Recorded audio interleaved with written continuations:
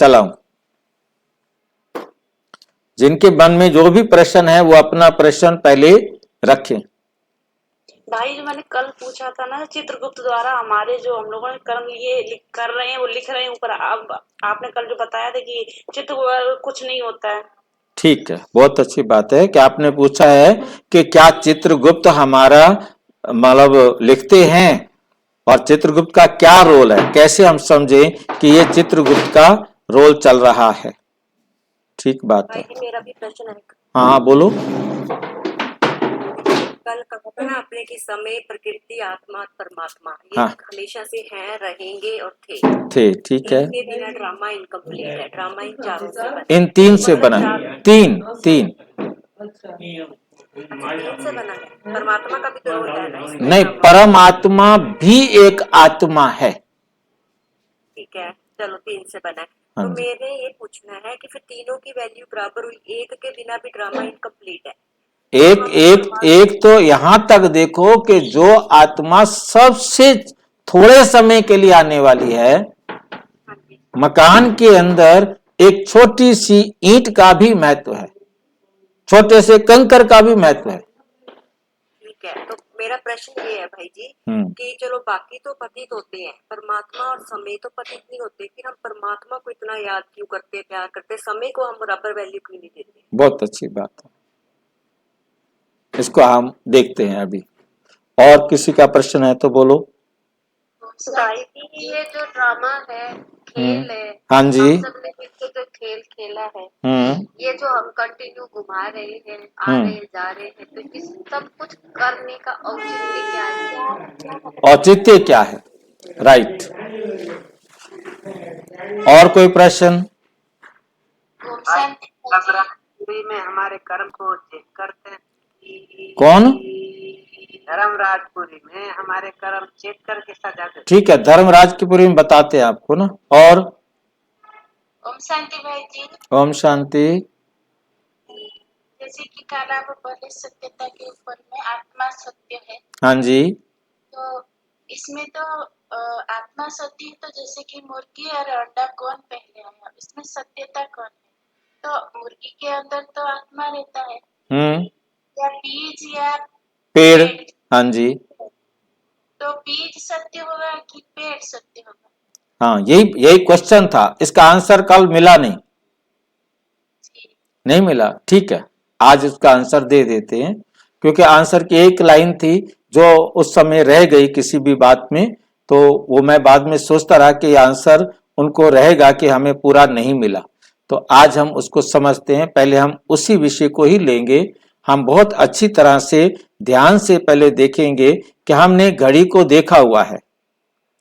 घड़ी के अंदर कल मैंने पूछा था कि 12 पहले बजते हैं कि 1 पहले बजता है, तो आप क्या कहेंगे?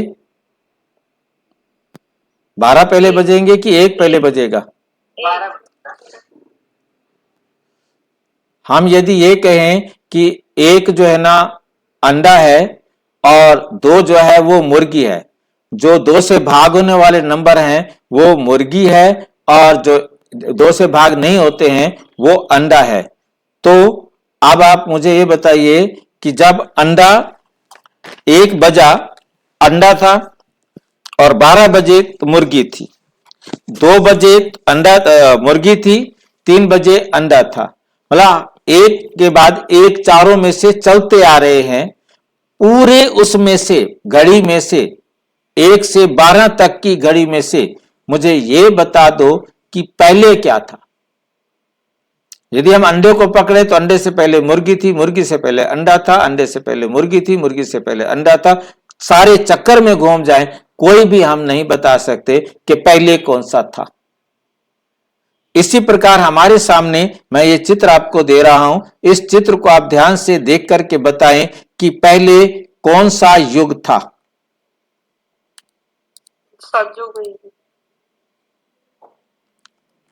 अब ये चित्र आपके सामने दिखाई दे रहा है। अब इस चित्र को देख करके बताओ कि सबसे पहले सतयुग था, त्रेता था, द्वापुर था या कलयुग था? नहीं भाई जी, इसका उत्तर नहीं मिल सकता। नहीं मिल सकता। ये सेम घड़ी है, सतयुग से पहले संगम था, कलयुग था, कलयुग से पहले द्वापुर था, द्वापुर से पहले त्रेता था, त्रेता से पहले सतयुग था। सेम घड़ी है। और भाई जी वन वन में ना, वन वन से इसका कोई मतलब नहीं है। वन वन से सतयुग शुरू होता है। कहीं से भी हम शुरू कर दें, चक्कर वहीं आके खत्म होगा।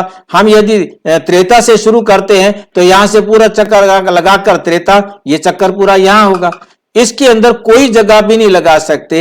इसलिए जो घड़ी के अंदर मैंने आपको बताया कि ये दो से भाग होने वाले मुर्गी हैं, तो मुर्गी भी हमेशा थी, अंडा भी हमेशा था। ये लाइन याद रखनी है। बाबा ने यह बात समझाई कि ये ड्रामा एक्यूरेट है, बना बनाया है। इसे कभी किसी ने बनाया नहीं, सबने मिलकर के इसको बनाया है। और हर कल्प, ये बहुत ध्यान रखनी है, जैसे ये 5000 साल का ड्रामा है और ये 5000 साल का ड्रामा हूबहू रिपीट होता है। इसको हमने कल देखा था। केवल मैंने एक ये लाइन स्पष्ट करना रह गया था कि हर समय अंडा भी होता है और मुर्गी भी होती है। इस बात को थोड़ा सा ध्यान से समझेंगे, बहुत ध्यान से देखना। मैं आपको एक मॉडल दिखा रहा हूं, उस मॉडल से आपको यह समझ में आएगा। ये मॉडल आपको दिखाई दे रहा है? मॉडल दिखाई दे रहा है आपको? बॉल कुछ लटकती हुई, घूमती हुई, हाँ जी भाई जी, ठीक है नहीं? इसके अंदर हम बहुत ध्यान से देखें तो ये बॉल जो है, एक आकर के हिट कर रही है, दूसरी उसको दोबारा हिट करती है, वो हिट करती है, अब ये हिट करती है। और ये जो है ना, इसमें से कौन सी बॉल पहले हिट कर रही है, ये कोई डिसाइड नहीं कर सकता। क्योंकि मैंने इसके लिए आपको बताया था कि न्यूटन के लॉ के मुताबिक जो चीज चल रही है वो हमेशा चलती रहेगी और जो रुकी हुई है वो रुकी रहेगी, वो चल नहीं सकती। उसको चलाने के लिए हमें बहुत अच्छी तरह से समझना है, जो चीज चल रही है जब तक कोई एक्सटर्नल फोर्स उसे रोकेगा नहीं, वो रुक नहीं सकती। इसी प्रकार से हम जो एक्ट कर चुके हैं, उस क्रिया की प्रतिक्रिया हमें मिलेगी, फिर प्रतिक्रिया की प्रतिक्रिया, प्रतिक्रिया की प्रतिक्रिया मिलती रहेगी। इस बात को बाबा ने अपने शब्दों में क्या कहा, हम भक्ति मार्ग में भी कहते थे, वो बनी बनाई बन रही, अब कुछ बननी नाही। जो बना बनाया ड्रामा है वो हूबहू रिपीट हो रहा है, अब उसमें कुछ नया नहीं होना। और इसको बाबा ने अगले शब्दों में कहा कि हमने जो पिछले कल्प में ड्रामा शूट किया था, वो रिकॉर्डिंग हमने कर ली थी, वो अब हम प्ले कर रहे हैं। जो अब हम प्ले कर रहे हैं वो रिकॉर्ड हो रहा है, वो अगले कल्प में प्ले होगा और फिर वो रिकॉर्ड होगा। हम पिछला जो रिकॉर्ड करके आए थे वो प्ले कर रहे हैं, साथ के साथ रिकॉर्ड भी कर रहे हैं। ये हमेशा ये ड्रामा मास्टर सीडी रहता है, ये ड्रामा हमेशा मास्टर सीडी रहता है। ये जो आपके प्रश्न हैं, ये एक्चुअल में शांत आपके तब होंगे जब आपको ये समझ में आ जाएगा कि पढ़ाने वाला कौन है, ये बताने वाला कौन है। वरना मैं जितनी देर तक भी, जितने भी एग्जाम्पल आपको देता रहूंगा, तब तक आपका निश्चय नहीं बैठेगा। तो जो सबसे पहला चैप्टर है, हम उस चैप्टर पर वापस चलते हैं। वो हमारा सबसे पहले वाला जो चैप्टर है वो है परम पिता परमात्मा। जैसे हम छोटा सा एग्जांपल लेते हैं कि कोई कहता है कि भाई कल छुट्टी है, कोई स्कूल मत जाना, क्या सारे उसकी बात को मान लेंगे?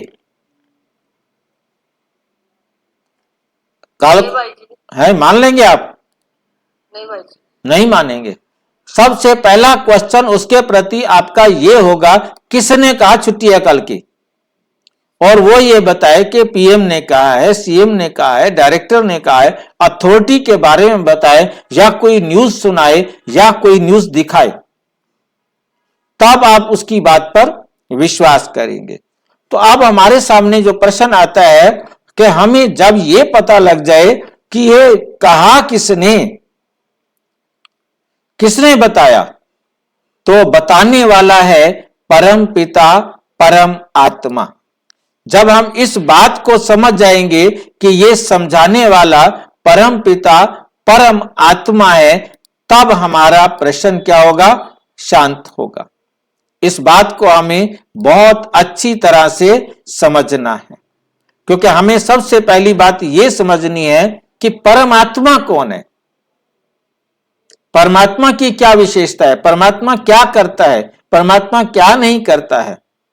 जब हमें यह समझ में आएगा, तब हमारे जितने भी प्रश्न हैं उन सब प्रश्नों में विश्वास बनेगा।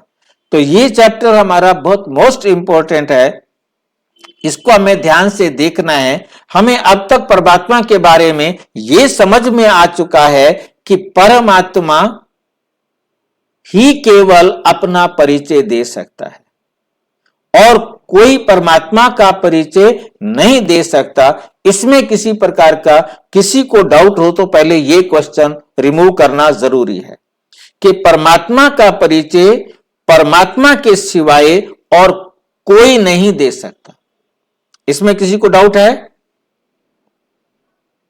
नहीं भाई, नहीं है। नेक्स्ट हमारे पास आ जाता है कि परमात्मा कब आकर अपना परिचय देते हैं? जब सारा संसार दुखी हो जाता है, नरक हो जाता है, सब पतित हो जाते हैं, सब परमात्मा को पुकारते हैं, तब परमात्मा आकर परिचय देते हैं। वो भी हम सभी देख रहे हैं। अब संसार में कोई सुखी नहीं है। जिसको बहुत सिंपल भाषा में, बहुत साधारण भाषा में गुरु नानक जी ने स्पष्ट कर दिया, नानक दुखिया सब संसार। तो इस समय सारा संसार दुखी है, तो ये वो समय है परमात्मा के आने का। तीसरी बात, अब हमें यह भी पता लग गया कि परम आत्मा हम सब आत्माओं का पिता है। परमात्मा हम सब आत्माओं का पिता है। यह लाइन याद रखनी है। और इसके साथ दूसरी लाइन भी हमने चर्चा में लाए थे, परंतु आज विशेष रूप से उसको हम समझेंगे कि परम आत्मा ने हम आत्माओं को पैदा नहीं किया। परमात्मा हम आत्माओं का पिता है, परंतु परमात्मा ने हम आत्माओं को पैदा नहीं किया। हम आत्मा और हम आत्माओं का पिता परमात्मा हम सब स्वयंभू हैं। यह परमात्मा के बारे में अच्छी तरह समझना है। परमात्मा स्वयंभू है तो हम सभी आत्माएं भी स्वयंभू हैं। परमात्मा ने किसी भी आत्मा को पैदा नहीं किया। फिर परमात्मा हमारा पिता कैसे हुआ? मुस्लिम भाई कभी भी परमात्मा को कोई कहे कि वो पिता है तो वो कहते हैं ये काफिर है, मीन्स ये खुदा को नहीं जानता, ये नास्तिक है। तो अब परमात्मा आकर समझाते, मैंने तुम आत्माओं को जन्म नहीं दिया। फिर बताओ कौन बताएगा फिर वो हमारा पिता कैसे है? कैसे हो सकता है वो हमारा पिता? कोई ऐसा बाप भी होता है जो पैदा ना करे फिर भी बाप हो? हाँ जी, नहीं आवाज नहीं आई। वो हमें सुधारता है। वो हमें सुधारता है। सुधारने से कोई मतलब नहीं हुआ कि वो पिता बन जाए। ध्यान से देखें, कोई ऐसा, हाँ जी, वो हमें गोद लेता है, अडॉप्ट करता है। हाँ, वो हमें गोद लेता है। जिसकी अपनी संतान नहीं होती वो किसी बच्चे को गोद लेता है। क्यों गोद लेता है वो? पतित से पावन बनाने के लिए। जो दुनिया वाला बाप है वो क्यों गोद लेता है? ताकि मैं अपनी जायदाद का उसे वारिस बना दूं। क्यों बनाना चाहता है? किसी क्यों बनाना, हाँ जी, क्यों बनाना चाहता है? वो किसी के बच्चे को क्यों वारिस बनाना चाहता है? की सेवा करते हैं। हाँ, मैं उसे अपनी जायदाद का वारिस बना दूंगा यदि वो मेरी सेवा करे तो। यदि वो सेवा ना करे तो गोद लिए हुए बच्चे को भगा देगा अगले दिन कि जा बेटा, ऐसे फ्री में पैसे ना मिले। तो मतलब कहने का है कि संसार के अंदर जो एक दूसरे को अडॉप्ट करते हैं उसके पीछे कोई ना कोई कारण होता है, उसके पीछे कोई ना कोई कारण होता है। तो जैसे पिता किसी बच्चे को गोद लेता है, ऐसे कोई भाई को कोई बहन बनाती है तो कोई बहन भाई बनाता है, ऐसे होता है। भाई भी अडॉप्ट करते हैं। हाँ करते हैं भाई। भाई किसी बहन का कोई भाई नहीं है तो किसी भाई को, लड़के को कहती है आज से तुम मेरे भाई हो, वो कहता है आज से तुम मेरी बहन हो। तो बहन भी क्या होती है, बहन भाई भी एडॉप्शन है। राखी बांधने के लिए या किसी भाई के लिए बहन नहीं है तो वो बहन को भी अडॉप्ट, किसी को बहन बनाता है कि आज से तुम मेरी बहन बन जाओ, तो वो बहन बन जाती है, वो उसको हर बार राखी बांधती है। मतलब बहन की कमी को पूरा करने के लिए बहन को अडॉप्ट किया जाता है, भाई की कमी को पूरा करने के लिए भाई अडॉप्ट किया जाता है, बाप की कमी को पूरा करने के लिए बाप अडॉप्ट किया जाता है, माँ की कमी को पूरा करने के लिए माँ अडॉप्ट की जाती है। इनको क्या बोला जाता है, मुंह बोला भाई, मुंह बोली बहन, मुंह बोली मां और मुंह बोला बाप। ये समझ में आया? जी। आ गया भाई। और मुंह बोली पत्नी, मुंह बोला पति, ऐसा होता है। धर्मपत्नी। धर्मपत्नी, तो धर्मपत्नी मुंह बोली पत्नी होती है, हाँ एडॉप्ट अडॉप्ट होती है। हमें इस बात को बहुत अच्छी तरह से समझना है कि वही लड़की है वही लड़का है, वो उसे कहता है आज से तुम मेरी बहन हो, आज से तुम मेरे भाई हो, तो वो भाई बहन बनते हैं। और वही लड़का है वही लड़की है, कहते हैं कि आज से तुम मेरे पति हो, मैं तुम्हारी पत्नी हूं, तो ये भी बनता है, ये भी अडॉप्शन है। क्योंकि पति पत्नी कभी पैदा नहीं होते, ये हमेशा ही अडॉप्ट होते हैं, तो ये हमेशा गोद लिए जाते हैं, ये मुंह बोले होते हैं। इसलिए धर्म पत्नी कहा जाता है, धर्म पति कहा जाता है, धर्म का भाई कहा जाता है, धर्म की बहन कहा जाता है, धर्म का बेटा कहा जाता है, धर्म की मां कहा जाता है, धर्म का बाप कहा जाता है। परंतु ये जितने रिश्ते हैं ये सारे मतलब के रिश्ते हैं। अब मैं एक ऐसे रिश्ते की तरफ आपका ध्यान लेके चलता हूं, जैसे कोई बहुत जैसे मैं अन्ना हजारे का एग्जांपल देता हूं कि उसने एक गांव को अडॉप्ट किया। इसी प्रकार कोई व्यक्ति किसी बच्चे को अडॉप्ट करता है कि इसकी पढ़ाई का सारा खर्चा मैं करूंगा, मुझे इसे बेटा बनाने की जरूरत नहीं, मेरे को बाप कहने की जरूरत नहीं, मुझे इससे मिलने की भी जरूरत नहीं, मुझे तो केवल इसके मेरा पैसा है, मैं उसे सफल करना चाहता हूं, यदि ये पढ़ने वाला बच्चा है तो मैं इसका भविष्य बना दूं, मैं स्कूल के बच्चों को बुक्स फ्री देना चाहता हूं।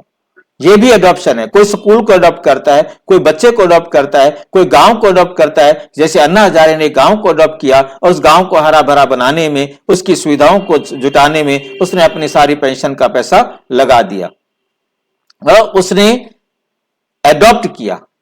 उसका कोई स्वार्थ नहीं कि मेरे बाद भी पैसा बेकार जाना है, तो उससे अच्छा मैं अपने जीते जी पैसे को अपना सेवा में लगा दूं। उसने उनको अपने स्वार्थ के लिए, अपने लाभ के लिए अडॉप्ट नहीं किया। तो इसी प्रकार परमात्मा भी एक निस्वार्थ अडॉप्ट करते हैं, वो हमारा अडॉप्टेड फादर है और हम परमात्मा के अडॉप्टेड बच्चे हैं। उन्होंने हमें अडॉप्ट किया है हमें बेटर बनाने के लिए, हमें चरित्रवान बनाने के लिए। इसलिए परमात्मा हमें पढ़ाते हैं, हमें पढ़ाकर चरित्रवान बनाते हैं। परमात्मा का काम है ज्ञान देना और ज्ञान देकर हमें चरित्रवान बनाना। अब बनना हमको है, ये लाइन हमें अपने जीवन में रखनी है। परमात्मा को कहा जाता है ज्ञान का सागर, तो वो ज्ञान आकर देंगे तब तो ज्ञान का सागर है। यदि वो ज्ञान ही ना दे तो ज्ञान का सागर कैसे होगा? वो ज्ञान का सागर नहीं हो सकता। तो इस बात को हमें बहुत बहुत अच्छी तरह से समझना है कि परमात्मा हमारा एडॉप्टेड फादर है, वो हमारा वेल विशर है। उससे वेल विशर इस दुनिया में और कोई नहीं हो सकता, क्योंकि सारी दुनिया उसे बुलाती है। ये सबूत है, कोई भी मनुष्य इस दुनिया में नहीं होगा, चाहे वो अपने आप को नास्तिक क्यों ना कहता हो, अपने आप को नास्तिक क्यों ना मानता हो, वो ये जरूर कहता है कि कोई है जो इस संसार का भला चाहने वाला है, भला करने वाला है। कल्याण करने वाला है, न्याय करने वाला है, वो बल ये नहीं है जिनको तुम मानते हो। वो उनका विरोध कर सकता है, परंतु सभी उस ईश्वर को जरूर मानते हैं, वो अपने अपने तरीके से। तो हमें बहुत अच्छी तरह से समझना है कि सारा संसार ये स्वीकार करता है परमात्मा एक है। कोई नहीं कहता कि परमात्मा 2-4 हैं या ज्यादा हैं।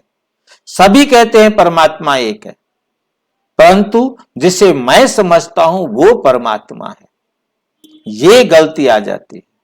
परमात्मा एक है तो हम आज ये समझने का प्रयास करेंगे परमात्मा एक है, सारे संसार के धर्म कहते हैं, तो वो परमात्मा आकर कहते बच्चे उसे फिर सारे संसार के धर्म मानते भी होंगे, जानते नहीं है परंतु मानते जरूर है।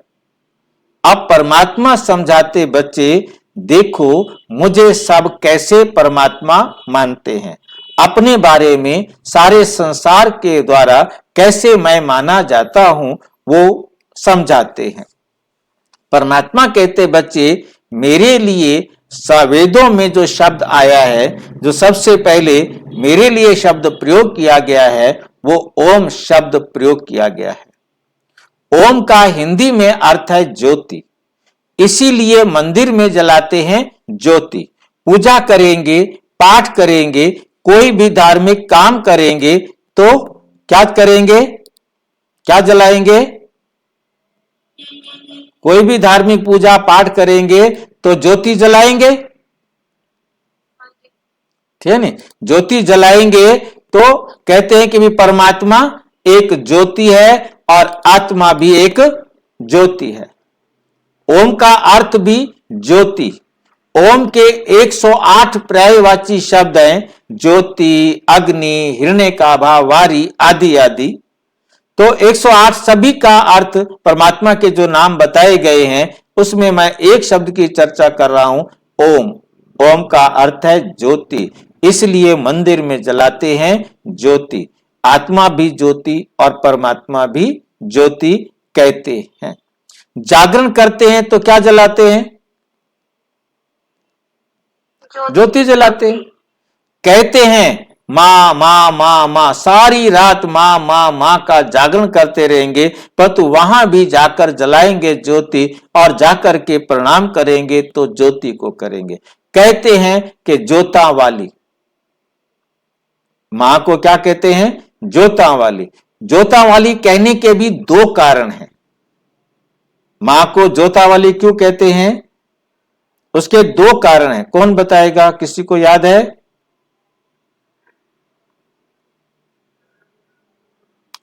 देखिए, एक तो परमात्मा ज्योति है। अब हुआ क्या, इसके लिए जो कहानी बनाई गई है वो मैं छोटी सी सुना रहा हूं आपको कि नारायण मोह निद्रा में सोए हुए थे। नारायण के लिए कहा जा रहा है मोह निद्रा में सोए हुए थे, उनकी कान की मेल से 2 राक्षस पैदा हुए, मधु और कैटभ। इनका नाम सुना होगा जागरण में आपने। मधु और कैटभ 2 राक्षस पैदा हो जाते हैं और नारायण उनको मारने के लिए 5000 साल तक उनके साथ युद्ध करते रहते हैं। जब युद्ध में विजय नहीं प्राप्त कर सकते तो वो ब्रह्मा को और शंकर को इनवाइट करते हैं। ये तीनों मिलकर के ज्योति से दुर्गा को उत्पन्न करते हैं। ज्योति से उत्पन्न होने के कारण ज्योति उसका बाप हो गई और वो उसकी क्या हो गई? बच्ची हो गई। इसलिए ज्योति की बच्ची होने के कारण बाप के नाम से भी बच्ची का नाम पड़ता है ज्योता वाली। लाइन समझ में आई है? तो अब हम इसे आध्यात्मिक दृष्टि से भी समझ सकते हैं कि परमात्मा ज्योति है और वो आकर के हम सबको एडॉप्ट करते हैं, तो हम सब उनकी क्या हैं? बच्चे हैं, संतान हैं। तो मां भी उस ईश्वर की संतान है, परमात्मा की संतान है। उसने भी जन्म लिया है, उसने भी शरीर को भोगा है, तो वो आत्मा ईश्वर से ज्ञान लेकर फिर से अपना जीवन श्रेष्ठ बनाती है। एक तो ये कारण हो गया। दूसरा कारण क्या है? ज्योता वाली। वो फिर कहते हैं जगतियां ज्योता वाली माता तेरी सदा ही जय। अब इसको ध्यान से देखना है, ज्योतियां तो फिर तो ज्यादा हो गई। तो ये कहा जाता है हम सब ज्योति हैं आत्माएं।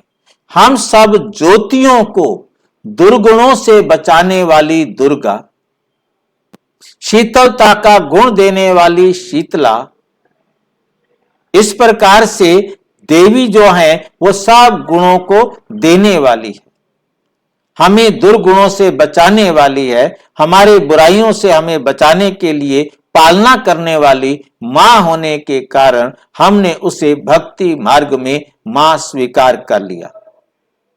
तो वास्तव में वह हम सब आत्माओं की दुर्गुणों से बचाने वाली, शीतलता का गुण देने वाली, संतोषी संतुष्टता का गुण देने वाली, ये सब देवियां कोई ना कोई गुणवाचक नाम के आधार पर बनी हैं और उन गुणों के आधार पर हमारी पालना करती हैं। इसलिए हम सब ज्योतियों की वो मां है। तो बच्चे के कारण भी मां का नाम आता है, इसलिए उसे कहा जाता है ज्योता वाली।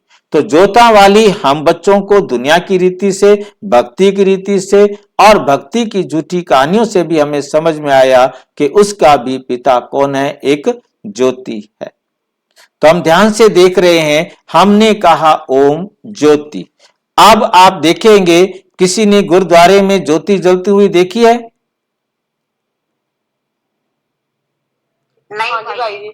नहीं देखी। कुछ गुरुद्वारे हैं जहां ज्योति जलाते हैं। सब गुरुद्वारों में ज्योति जलाने का निषेध किया जाता है। बाकी सभी गुरुद्वारों में दिया जलाने को निषेध किया जाता है। और कुछ गुरुद्वारे मैंने देखे हैं जहां ज्योति 24 घंटे जलती रहती है, अखंड ज्योति। हाँ जी भाई। वह अखंड ज्योति अलग से जलती रहती है, ग्रंथ साहब के पास नहीं। नहीं भाई, अलग ही जगती है। हाँ, अलग जलती है। वह अखंड ज्योति वहां जगती रहती है। तो मतलब कहने का है कि अब उनके पास क्या है कि उन्होंने अग्नि के फेरे देने से मना किया, इसलिए वो उस ज्योति को नहीं जलाते। वो ज्योति को परमात्मा तो मानते हैं ना। वो क्या कहते हैं गुरुद्वारे में जाकर के? परमात्मा के लिए क्या कहते हैं गुरुद्वारे में? निराकार भाई।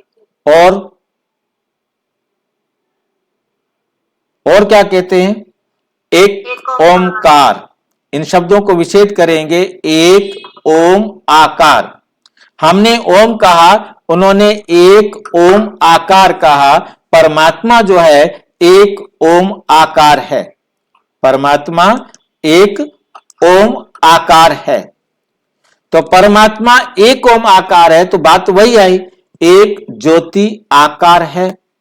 उन्होंने ओपन शब्दों में कहा, एक नूर तेज सब जग उपजा, कौन भले कौन मंदे। एक नूर से सारा संसार पैदा हुआ है, कोई अच्छे हैं तो कोई बुरे हैं। तो उन्होंने कुछ अलग नहीं कहा। वेदों में ओम कहा गया, उसको ज्योति कहा गया और उसको उन्होंने एक ओम आकार कहा, ज्योति नूर कहा। अब उसके बाद हम देखें, चर्च में कोई गया है आप में से? आप में से कोई चर्च में गया? क्या करते हैं वहां? वहां मोमबत्ती जलाते। वो मोमबत्ती जलाते। हमारे पास तेल था, हमने घी का दिया जला दिया। उनके पास मोम थी, उन्होंने मोमबत्ती बना दी। हमने कहा ओम एक ज्योति है, उन्होंने कहा गॉड इज लाइट। कुछ अलग बात है क्या? हम यदि ध्यान से देखें, हम कह रहे हैं ओम एक ज्योति है। ओम में भी 3 अक्षर हैं, आ उ मा, और गॉड में भी 3 अक्षर हैं, GOD। हमने कहा ओम एक ज्योति है, उन्होंने कहा गॉड इज लाइट। गॉड के जो 3 अक्षर हैं, G for generator, U for उकारने वाला, पालना करने वाला, स्थापना करने वाला, जनरेट करने वाला, बात एक ही है। और उसके बाद दूसरा है उ फॉर उकारना, पालना करना, O फॉर ऑपरेटर, ऑपरेट करना मतलब पालना करना। मा मीन्स मयकार, विनाश करने वाला, D फॉर डिस्ट्रॉयर, शंकर। ये 3 कर्तव्य ओम करता है, और ये 3 कर्तव्य उन्होंने वहां GOD, आ उ मा GOD, इन 3 अक्षरों से कहकर उन्होंने केवल अंग्रेजी में ट्रांसलेट कर दिया, गॉड इज लाइट। ओम एक ज्योति है, God is light, no difference, बात एक ही है। और हम ध्यान से देखें, कुरान मुस्लिम भाई हैं, वो क्या कहते हैं खुदा को? अल्लाह एक नूर है। अल्लाह एक नूर है। नूर माना भी ज्योति। हमने तो दिया बना के रख दिया, परंतु उन्होंने कहा कि नहीं, दिया जो है वो परमात्मा नहीं है।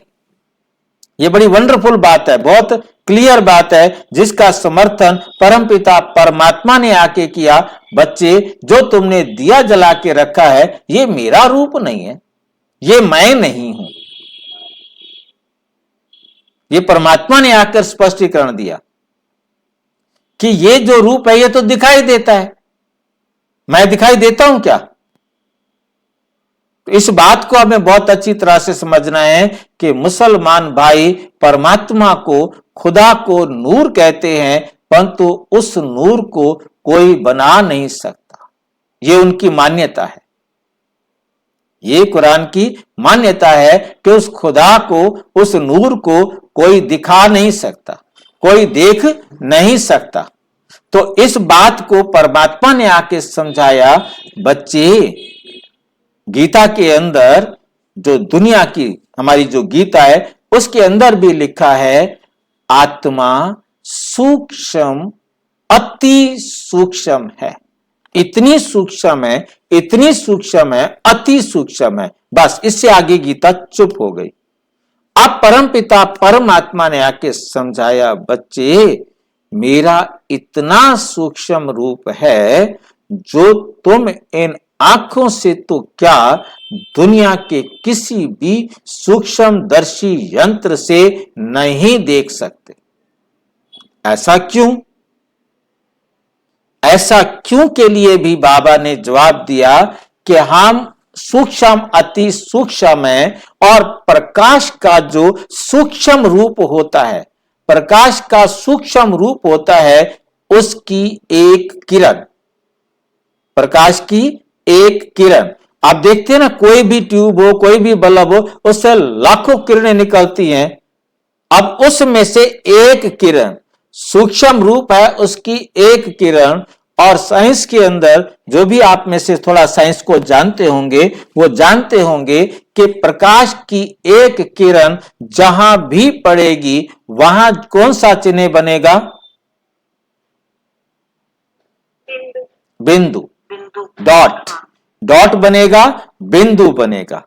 और इसके बाद आता है, शायद ही आप में से कोई बहुत बड़ा साइंस को जानने वाला बच्चा हो तो वो बता सकता है बिंदु की परिभाषा, वरना असामान्य साइंस टीचर भी इसको नहीं जानते होते। मैं भी नहीं जानता था। हमारे सब्जेक्ट कुछ ऐसे रहे, मैथ में बिंदु की डेफिनेशन आती है या ड्राइंग में बिंदु की डेफिनेशन आती है, तो हमारा ड्राइंग सब्जेक्ट था, वहां बिंदु की डेफिनेशन थी, और साइंस में डेफिनेशन आती है। परंतु डेफिनेशन एक बार पढ़ी फिर कभी काम में नहीं आती, तो वो सबको भूल जाती है। ये मैं रोजाना बोलता रहता हूं तो मुझे ये डेफिनेशन याद रहती है, परंतु सबको याद नहीं रह सकती, परंतु है बहुत इजी। बिंदु की डेफिनेशन है, which has no length, no breadth, no height. A sign which has no length, no breadth, no height. एक ऐसा निशान जिसकी लंबाई, चौड़ाई, ऊंचाई ना हो। ये बिंदु की डेफिनेशन है, जिसकी लंबाई, चौड़ाई, ऊंचाई ना हो। ये याद रखना है समझाने के लिए किसी को। अब उनसे कहा जाए कि आप एक ऐसा बिंदु बना के दिखाओ जिसकी लंबाई, चौड़ाई, ऊंचाई ना हो।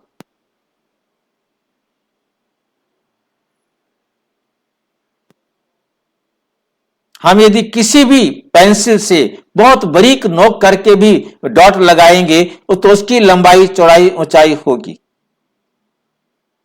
हमारे माइक्रोमीटर उसको नापकर बता देंगे। परमपिता परमात्मा ने मैं इस बात को जानकर बहुत मुझे आश्चर्य हुआ। परमपिता परमात्मा ने लगभग 26 साल के बाद आकर के कहा, आज मैं तुम्हें तुम्हारा परिचय देता हूं।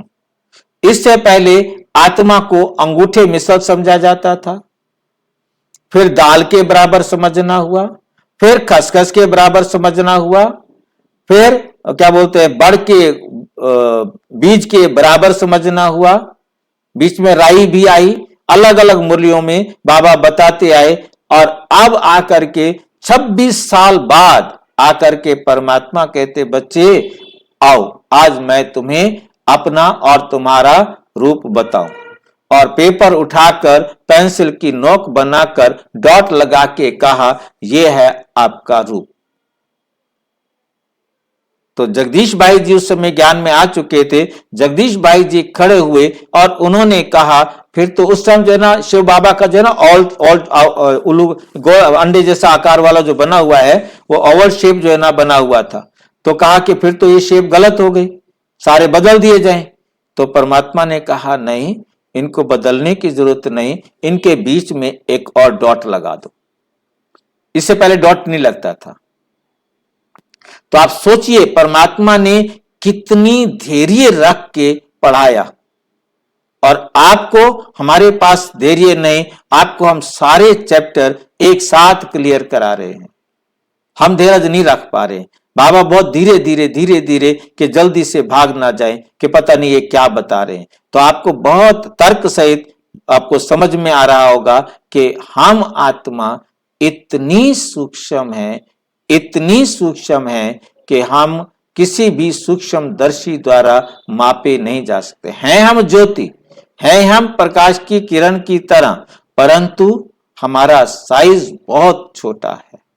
प्रकाश की किरण, मैंने चर्चा किया है कि सूर्य की जो प्रकाश की किरण है उसको भी नाप लिया गया, उसका नाम भी फोटोन रख दिया गया, उसकी स्पीड को भी नाप दिया गया, परंतु आज तक कोई ऐसी मशीन नहीं बनी जो हम आत्मा को नाप सके, हम आत्मा की स्पीड को नाप सके। जिसे परमात्मा कहते, आत्मा एक तीखा रॉकेट है जो फ्रैक्शन ऑफ सेकंड में धरती के एक कोने से दूसरे कोने में पहुंच सकती।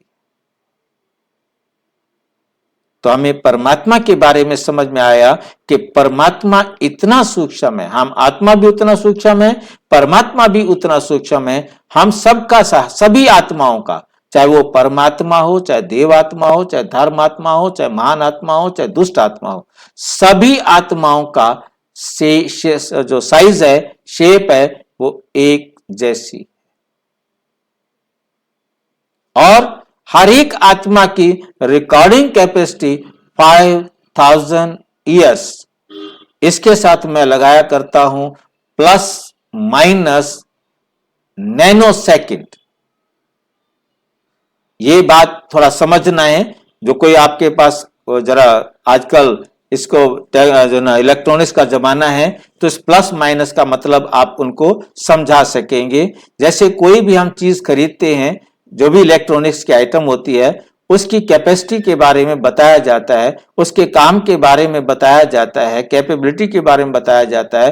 तो उसमें लिखा जाता है कि इसकी जो करंट है वो प्लस माइनस 5 या 10 हो सकती है, प्लस भी हो सकती है, माइनस भी हो सकती है। जैसे हमारा मेमोरी कार्ड है, उसकी कैपेसिटी यदि है ना 12 GB है, 24 GB है, 60 GB है, तो जितनी भी GB है उसके साथ आप देखेंगे कार्ड पर लिखा होगा प्लस माइनस 5 या प्लस माइनस 10। मतलब 60 से प्लस माइनस 5 भी हो सकती है, 5 ज्यादा भी वो कैपेसिटी कर सकता है और 5 कम भी हो सकती है। ये नहीं कि तुम कोर्ट में चले जाओ कि इसकी आपने 60 लिखी थी, इसमें 60 तो GB जाता ही नहीं है। तो उसके लिए वो अपने तरफ से सेफ्टी पॉइंट ऑफ व्यू से प्लस माइनस लगाकर लिखते हैं। परंतु यहां मैंने लिखा है प्लस माइनस 0 नैनो सेकेंड। मतलब नैनो सेकेंड का भी फर्क नहीं पड़ सकता। हर आत्मा की रिकॉर्डिंग कैपेसिटी इक्वल है, चाहे वो परम आत्मा है, चाहे धर्म आत्मा है, चाहे देव आत्मा है, चाहे दुष्ट आत्मा है, चाहे पाप आत्मा है। परमात्मा की पढ़ाई बड़ी वंडरफुल है। इस बात को बहुत ध्यान से समझना है, क्योंकि ये ज्ञान परमात्मा दे रहे हैं, तो परमात्मा स्वयं अपना परिचय, परमात्मा ने वंडरफुल राज की बात बताई कि दुनिया वाले कहते हैं कोई परमात्मा का अंत नहीं जानता, परंतु मैं आकर अपना अंत तुम बच्चों को देता हूं। मैं अपना एक एक राज तुम बच्चों को देता हूं। मैं अपना कोई राज तुम बच्चों से छुपाकर नहीं रखता हूं। ये बात बड़ी वंडरफुल है। परमात्मा कहते कि मैं क्या हूं और तुम क्या हो। मैं आया हूं, मैं कोई ज्ञान का पॉइंट अपने पास छुपा के नहीं रखूंगा और नहीं रखता हूं। ये नियम है। तो एक एक राज हमें समझा रहे हैं कि मैं और आप, हम एक समान स्वयंभू हैं, परंतु हर आत्मा, ये पॉइंट नोट करना है, हर आत्मा यूनिक है। मैं परम आत्मा भी यूनिक हूं, तुम सभी आत्माएं भी यूनिक हैं। एक जैसी दो आत्माएं नहीं होती। तो हमें परमात्मा के बारे में हम समझ रहे हैं, तो हमें पता लगा कि परमात्मा एक ज्योति है और परमात्मा का रूप सूक्ष्म, अति सूक्ष्म है। हाँ जी बोलो। यूनिक का मतलब क्या है? अलग है? हाँ, अद्वितीय। हिंदी में यूनिक का मतलब होता है अद्वितीय। वैसी कोई और आत्मा नहीं हो सकती। तो हमें समझ में आया कि सारे धर्म मुख्य रूप से, नोवा ने भी नूर को देखा था और इब्राहिम ने भी नूर को देखा था। मतलब सभी धर्म घुमा फिराकर परमात्मा को मोटे रूप से ज्योति स्वरूप मानते हैं। और उसके बाद दूसरा जो रूप आता है वो ये आता है कि परमात्मा जो है वो एक जो यादगार बने। द्वापर से भक्ति आई, जब भक्ति शुरू हुई तो सबसे पहले उसका यादगार भक्ति के लिए राजा विक्रमादित्य से पूछा जाने लगा। राजा विक्रमादित्य ने सबसे पहला मंदिर बनाया था सोमनाथ का मंदिर। तो जब राजा विक्रमादित्य ने सोमनाथ का मंदिर बनाया तो सब जाकर राजा विक्रमादित्य से पूछते थे, क्योंकि वेद तो लिखे जा रहे थे, ओम के बारे में वर्णन आ रहा था, परंतु ये हम परमात्मा को कैसे याद करें, परमात्मा क्या है, कैसा है।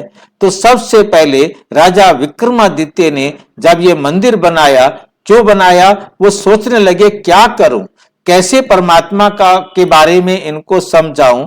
तो उनको समझ में आया, क्योंकि पहले तो सोचा कि दिया रखा जाए, ज्योति रखी जाए, तो सोचा कि दिया जलाएंगे, ज्योति जलाएंगे, वो एक दिन जलेगी, 2 दिन जलेगी, आखिर बुझ जाएगी। हम जागरण करते हैं, वहां अखंड ज्योति जला के रखते हैं, वो भी अगले दिन बुझ जाती है। ज्योति तो वो एक ऐसी है परमात्मा जो कभी बुझने वाली नहीं है। तो इस आधार पर अब वो सोचता रहा, सोचते सोचते उसको टच किया कि डायमंड एक ऐसा नेचुरल सोर्स ऑफ लाइट है, जब तक रहेगा तब तक चमकता रहेगा, दिए से तो बेस्ट है। तो उन्होंने सोमनाथ में कोई नूर हीरा रखा था जो आज इंग्लैंड में पहुंच गया है। वो कोई नूर हीरा रख के उन्होंने कहा था, देखो जैसे ये डायमंड हर वक्त प्रकाश देता है, परमात्मा भी एक ज्योति है। अब एक ही मंदिर था, सब उसी को देखने जाते थे और सब ने उसको स्वीकार कर लिया, यही भगवान है। उन्होंने ये नहीं कहा कि ये भगवान है, उन्होंने कहा जैसे ये हर वक्त प्रकाश करता है, सबके जीवन में प्रकाश करना, परमात्मा भी सबके जीवन में प्रकाश करते हैं, ज्योति करते हैं। और इसका नाम रखा गया फिर ज्योतिर्लिंग। और इसके बाद क्या हुआ कि राजा विक्रमादित्य ने तो हीरा रख दिया, अब हम हीरा कहां से लाएं? हम नकल करने में तो एक्सपर्ट हैं ही। हमने हीरे की जगह पर गोल काला पत्थर रखा, पहले सफेद पत्थर रखा, बाद में उसकी जगह पर काला पत्थर रखा।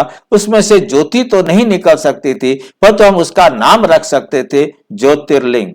इसलिए भारत के जो सबसे प्राचीनतम 12 शिव के मंदिर हैं उनको कहा जाता है ज्योतिर्लिंग, 12 ज्योतिर्लिंग। तो पहला नाम शिवलिंग का क्या है? ज्योतिर्लिंग, क्योंकि परमात्मा ज्योति है, ये उसके याद का रूप है, याद के लिए ये आकार है। लिंग माना रूप, लिंग माना आकार। अब क्या हुआ कि इसका नाम रखा गया शिवलिंग। क्यों नाम रखा गया इसका शिवलिंग? क्योंकि परमात्मा सारे संसार की आत्माओं का कल्याण करने वाला है और ये उस शिव का उसका यादगार है, तो उसका कर्तव्यवाचक नाम के आधार पर इसका नाम रखा गया शिवलिंग। फिर हमारी होड़ चल पड़ी, मेरा शिवलिंग आपसे बड़ा, मेरा शिवलिंग आपसे बड़ा। दुनिया में शिवलिंग हो गया बहुत बड़ा और हम सच्चाई से हो गए दूर। हमने पत्थर को क्या मान लिया? परमात्मा। तो अब बाबा का नाम शिव कैसे पता चला? हाँ, वो बताते। पहले तो हम ये देखें ना, जहां हम पहुंचे हैं, इसका नाम क्या रखा गया? शिवलिंग। क्योंकि हमारे वेदों में परमात्मा के लिए कल्याणकारी, परमात्मा को शिव कहा गया है कि परमात्मा जो है हमारा क्या है? कल्याणकारी है। तो इसलिए उन्होंने इसका नाम, गुणवाचक नाम शिवलिंग रखा। अब आगे कहा गया, मानो तो भगवान है, नहीं तो ये पत्थर है। यह आपने सुनी होगी लाइन, मानो तो भगवान है, नहीं तो पत्थर है। मान लिया भगवान है, मान लिया भगवान है। मैं आपसे छोटी सी बात पूछता हूं, आपके पास आपकी माता जी की उम्र की माता जी बैठी हुई है कोई, और हम आपको कहते हैं भाई मान लो ये आपकी माता जी हैं। आप कहेंगे ठीक है, मान लेते हैं हमारी माता जी है, क्योंकि माता जी की उम्र की है। ठीक है, अब यदि आपके पास आपकी मां बैठी हो और मैं आपको कहूं कि मान लो भाई आपकी मां है, तो आप क्या कहेंगे? मानने की क्या जरूरत है ही माँ। है ही मां, इसको मानने की क्या जरूरत है? तो अब आपकी इस बात से समझ में आता है, माना उसको जाता है जो होता नहीं, माना उसे जाता है जो होता नहीं। हमें कहा गया मान लो ये भगवान है, इसका मतलब वो भगवान नहीं है। स्पष्ट हुआ? बात स्पष्ट हुई? कोई डाउट है? जी भाई जी। ठीक है ना? ये बात हमें बहुत अच्छी तरह समझनी है कि हमें पत्थर को भगवान मानने के लिए कहा गया और हमने आंख बंद करके हमने उसको भगवान मान लिया। फिर हमें जैसा कहा गया हम करते रहे। अब क्या करें?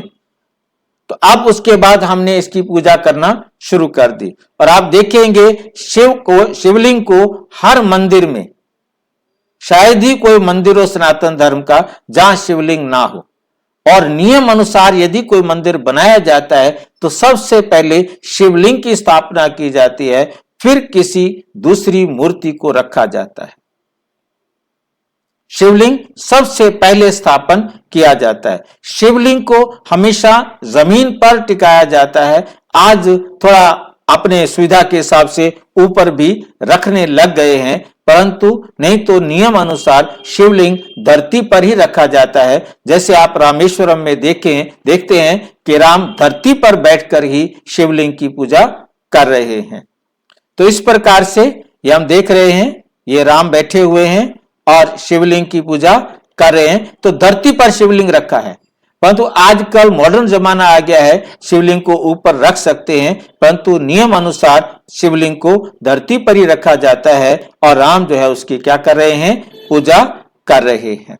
तो हमें समझ में आ रहा है कि शिव जो है उस निराकार, अशरीरी, अजन्मा परमात्मा का यादगार है कि वो परमात्मा कभी जन्म मरण के चक्कर में नहीं आता, कभी देह धारण नहीं करता। इसलिए अपना गुरुद्वारे में बोला जाता है, एक ओंकार सतनाम वाहे गुरु कर्ता पुरुष अजन्म अयोनि निर्भय निर्वैर। मतलब परमात्मा को कहा जाता है वो अजन्मा है, वो अभोक्ता है, वो अशरीरी है और फिर इन शरीरधारियों के सामने जाकर खड़े हो जाते हैं और इनको कहते हैं ये भगवान है। राम स्वयं देहधारी होने के कारण शिवलिंग की पूजा कर रहे हैं, शंकर जी भी शिवलिंग की पूजा कर रहे हैं, यहाँ श्री कृष्ण भी शिवलिंग की पूजा कर रहे हैं, ब्रह्मा विष्णु भी शिवलिंग की पूजा कर रहे हैं। ब्रह्मा विष्णु शंकर, मैंने अभी थोड़ी देर पहले आपसे चर्चा किया कि तीनों ने मिलकर ज्योति से दुर्गा को उत्पन्न किया। ये भक्ति मार्ग की बात है, परंतु ये बात हमें बहुत अच्छी तरह से समझना है कि ब्रह्मा विष्णु शंकर भी उसी भगवान की क्या करते हैं, ज्योति स्वरूप परमात्मा की भक्ति करते हैं, भक्ति मार्ग के हिसाब से। वास्तव में क्या है वो हम आगे देखेंगे। तो यहां हम देख रहे हैं महात्मा बुद्ध को और महावीर जी को, इनको अपने यदि कभी ध्यान में देखा होगा बैठे हुए, तो ऐसे लगता है जैसे कि ऊपर देख रहे हों। जैसे गुरु नानक के लिए कहा जाता है, गुरु नानक को देख रहे हैं आप, कि गुरु नानक जी को ऐसे लगता है कि जैसे ऊपर कहीं देख रहे हों। मोटे रूप से कहा भी जाता है ऊपर वाला जाने। तो ये ऊपर वाला कौन है जिधर गुरु नानक जी उंगली कर रहे हैं? ऊपर वाला कौन है जिधर क्राइस्ट उंगली कर रहे हैं? ये ऊपर वाला कौन है जहां प्रजापिता ब्रह्मा उंगली कर रहे हैं? वास्तव में ये परम पिता परमात्मा शिव का हमने चित्र बनाया, जिसके लिए मैं आपको पहले बता रहा हूं कि 26 साल तक केवल ये अंडाकार शेप हुआ करता था। 26 साल बाद परमात्मा ने आके बताया कि आत्मा एक डॉट है। तो समझाने के लिए एक बीच में ये डॉट, एक चित्र ये लगा करके कहा गया स्टार के माफिक, क्योंकि आत्मा को स्टार कहा जाता है। समझाने के लिए ये परमात्मा का हमने आपको रूप दिखाया है। वास्तव में इस परमात्मा का रूप हम इन आंखों तो क्या, किसी दुनिया के सूक्ष्मदर्शी यंत्र से भी नहीं देख सकते और नहीं दिखा सकते। इसे केवल ज्ञान के तीसरे नेत्र से समझा जा सकता है। जो बातें आपके साथ मैंने अभी शेयर की, ये सब परमात्मा ने आके समझाया, ताकि आप भी परमात्मा की बात को समझ सकें, परमात्मा को पहचान सकें कि परमात्मा हम आत्मा जैसा ही है, सूक्ष्म अति सूक्ष्म है। जब हम आत्मा को नहीं देख सकते तो हम परमात्मा को भी नहीं देख सकते।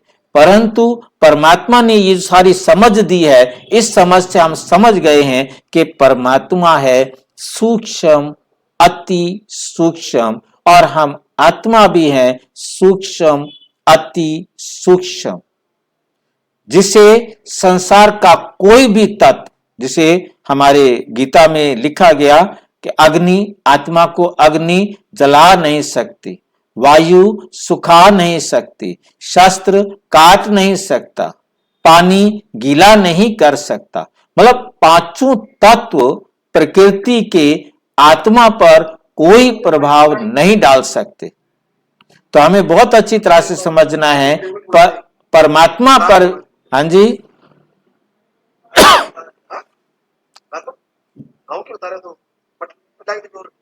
परमात्मा और आत्मा के बारे में कोई भी प्रकृति का तत्व उसे दुख नहीं दे सकता, काट नहीं सकता, नुकसान नहीं पहुंचा सकता। ये बात हमें याद रहेगी। हम समझ गए हैं कि आत्मा और परमात्मा एक जैसे हैं, स्वयंभू हैं, ज्योति हैं, सूक्ष्म अति सूक्ष्म हैं, यूनिक है। हम आत्माएं सब क्या हैं? यूनिक है। ये बात हमें समझ में आ जाए कि हम आत्माएं यूनिक हैं, तो हम बहुत अच्छी तरह से समझ सकते हैं। तो हमारी सारी बातें बिल्कुल एकदम क्लियर हो जाएंगी कि परमात्मा एक ही है, और वही आकर के हम सबको पावन बनाते हैं, हम सबको पावन बनाते हैं। ये बात समझ में आ जाती है तो हम आत्माएं अपने आप को भाग्यशाली समझेंगे। तो यह हमें समझ में आया होगा।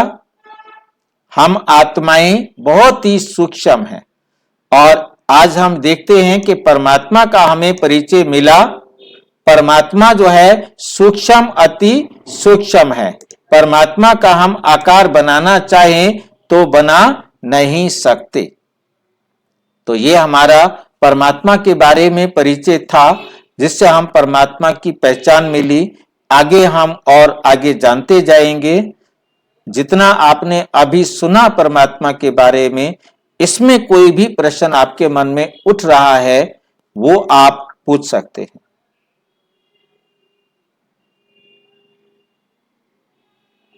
कोई भी बात को आप में डाउट हो तो पूछ सकते हैं, और आज हम ये तीसरे वीडियो को क्लोज करने जा रहे हैं।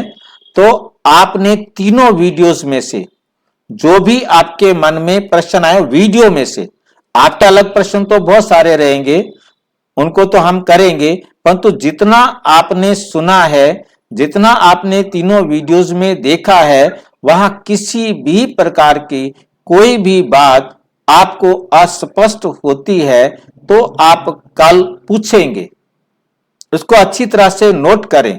याद रखें कि आपने भगवान से पढ़ना है और बेसिक कोर्स जितना आपका एक्यूरेट होगा उतना परमात्मा से पढ़ना आपके लिए सहज होगा, उतना सहज होगा, क्योंकि ये पढ़ाई पढ़ाने वाला परमात्मा है जिसका शरीर नहीं है, जो अजन्मा है, जो अभोक्ता है, जो इन आंखों से देखा नहीं जा सकता, परंतु उसे देखने के लिए सारी दुनिया टकटकी लगा के बैठी हुई है कि कब भगवान आएगा, कब हमारी आंखों को चैन आएगा। और आप वो भाग्यशाली हैं कि उस भगवान से पढ़ने के लिए अपने बाप के स्कूल में एडमिशन ले लिया है। इस खुशी में आपको रहना है और एक एक बात को चेक करना है और पूछना है। हमारा 2 दिन कोर्स लंबा चला जाए उसकी चिंता नहीं करनी है, परंतु आपको हर बात स्पष्ट होनी चाहिए। पायल बोल रही है। हाँ जी, अच्छा उकड़े बस फिर मैं खाना अंडा ट्रेड तुम कहां होते हैं पगले को हो या करता है हम तो करता है। और किसी का कोई प्रश्न है तो ठीक है, नहीं तो फिर हम आज इसको यहीं पर रोकते हैं। कल फिर हम मिलेंगे 5 बजे। सभी ओम शांति। कोई प्रश्न है तो पूछ सकते हैं।